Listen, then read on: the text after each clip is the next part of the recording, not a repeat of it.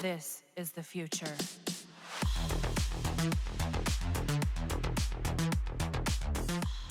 I thought this was finally the day that I stop enjoying the new set mod, more specifically, the nearer set mod that gives bonus damage to all melee attacks despite its description that it's only meant to add bonus damage on the slam attacks of melee weapons. I'm probably sure that Digital Extremes are aware of this right now, and they are just waiting to bring down the nerf hammer.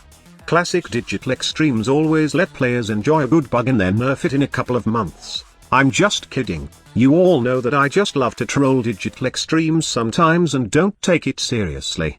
But anyway, just like I have said, nearer set mods are still broken right now and add a bonus of 300% melee damage to all your melee attacks, including the exalted melee weapons. But wait, here's the catch. Not all can benefit from the melee damage like Shevagoth's Shadow Claws. Correct me if I'm wrong, but I think Shevagoth's Claw is considered exalted since his shadow is exalted, right? Nearer mod set doesn't work on it however, but doesn't fret, since not all claws are excluded. What you are seeing on the screen is just a prime example of how Nearer's set can help deal massive damage even with one of the most mediocre exalted melees in the game. The damage of this Valkyr build can reach 1,000,000 red crit damage, and I am happy to say that it is still easy to do red crit with this Warframe, and you don't need the Enraged mod to do these red crit numbers. Without the Acolyte mod called Blood Rush, you can red crit with the help of the Gladiator mods when you equip it in your melee weapon. For this setup, we will be using the Verdilix since it's a whip, and this will let us equip the Nearer's Contempt mod to complete the plus 300% damage bonus. Take note that for this Valkyr build, it doesn't matter what whip you equip as long as it's a whip. All you need in your whip are all the Gladiator mods you can slap, and of course, the Nearer's Contempt mod, which is 1/3 of the plus 300% melee damage. Now let's take a look at the exalted claws of Valkyr. Most of the mods you put in here are to increase the damage. It won't matter if it's viral or corrosive, as long as Primed Fever Strike is in your build, since it increases the total damage of your exalted claws by a lot compared to its normal variant. Also, Condition Overload is a personal choice and is mostly used when you have a primer weapon like the Cedo or the Kuvanuka. I love the Cedo since it does proc more status than any primer weapons. The only thing I don't like about this shotgun is it takes time for the thrown disc to get back, as it bounces a couple of times first. It will ricochet a couple of times and will hit targets, then proc a couple of status, which then can increase Condition Overload's bonus damage by a ton. The Cedo can proc the 4 normal elements, plus 2 combined elements in your mod setup, and also a guaranteed blast proc. Not to mention that it can also proc physical damage types such as slash, impact, and puncture.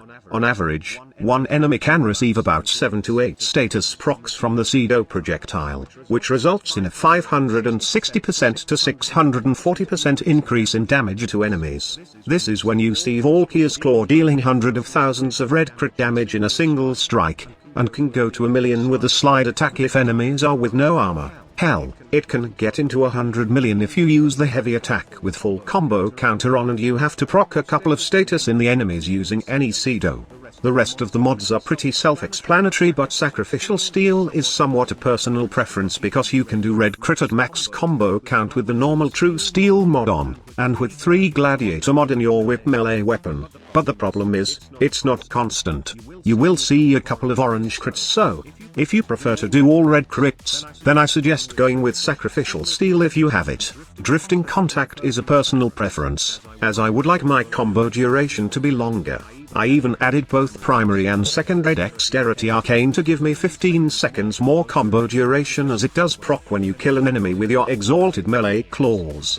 In terms of the Valkyr build, equip Nearer's Anguish into the Exilus mod slot, then Nearer's Hatred to complete the 300% damage bonus to all melee, then Hunter Adrenaline, since you will be shifting from claws to your primer weapon, which allows you to restore energy when your health is hit by an enemy. Instead of the usual Umbral Vitality and Umbral Intensify combo, I added Umbral Fiber for more survivability once Valkyr is vulnerable when using the Cedo.